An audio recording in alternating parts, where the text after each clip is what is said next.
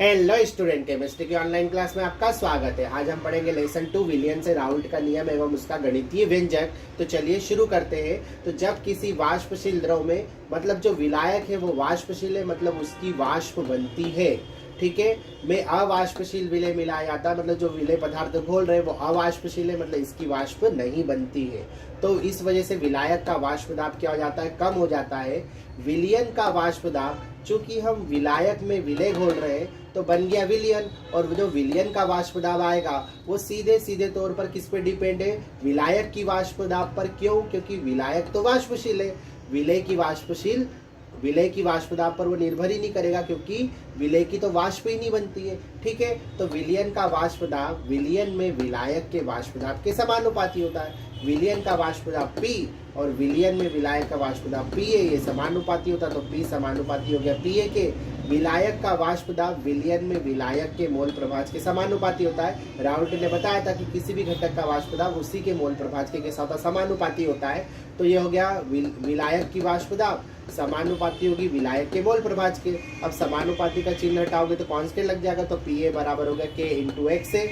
ये बन गया समीकरण 1। अगर शुद्ध विलायक होता तो PA जो होता है वो P नॉट है, इसे आप P0A भी बोल सकते हैं। तो PA बराबर होगा P नॉट है, और XA की वैल्यू कितनी होना चाहिए, 1, मतलब विलायक का मोल प्रभाज कितना रखा जाएगा, 1। अब ये दोनों मान उठाकर हम समीकरण 1 में रख देते हैं। तो PA का क्या, PA की जगह हम रखेंगे P नॉट है, तो इसकी जगह हो गया P नॉट है, K का K हो गया, और XA की जगह हमें 1 रखना है, तो K का इंटू 1 में करेंगे तो K ही आएगा।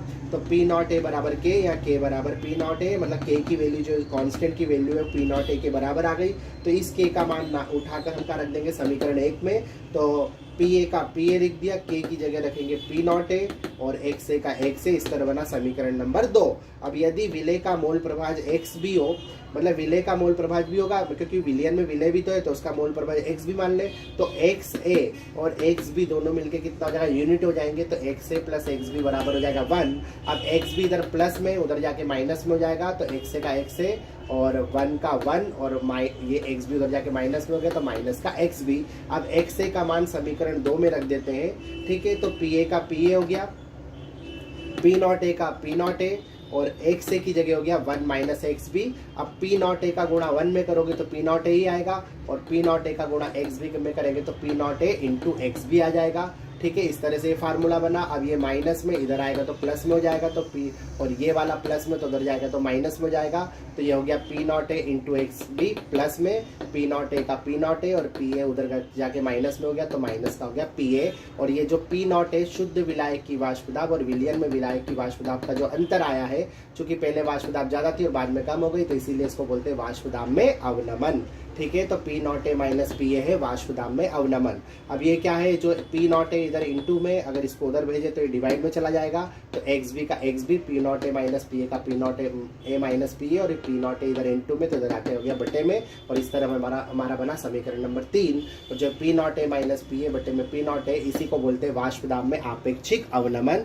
तो इस तरह से हमने देखा कि P not a minus PA होता है, P not a minus PA बटे में P नॉट ए होता है वाष्प दाब में आपेक्षिक अवनमन, जो किसके बराबर आया है, विलय के मोल प्रभाज के बराबर आया है। तो हम राउल्ट के नियम को इस तरह भी बोल सकते हैं कि जब किसी वाष्पशील द्रव में अवाष्पशील विलय मिलाया जाता है तो वाष्प दाब में जो आपेक्षिक अवनमन हुआ है वो विलय के मोल प्रभाज के कैसा होता है, बराबर होता है। तो इस तरह राउल्ट के नियम का गणितीय व्यंजक हमने ज्ञात कर लिया। एक बात और ध्यान रखने लायक है कि क्या है कि P नॉट जो वाष्प दाब में आपेक्षिक अवनमन आया है वो मोल प्रभाज पे डिपेंड करता है, और मोल प्रभाज जो है अणु की संख्या होती है। इसका मतलब सीधे तौर पर वाष्प दाब में जो आपेक्षिक अवनमन है वो एक प्रकार का क्या है, अणु संख्या गुणधर्म होता है। ठीक है, तो उम्मीद है आप समझ चुके होंगे कि राउल्ट का नियम और उसका गणितीय व्यंजक कैसे ज्ञात किया जाता है। अब नेक्स्ट वीडियो में मिलते हैं नेक्स्ट क्वेश्चन के साथ, तब तक आप पढ़ते रहिए। Best of luck for your exam.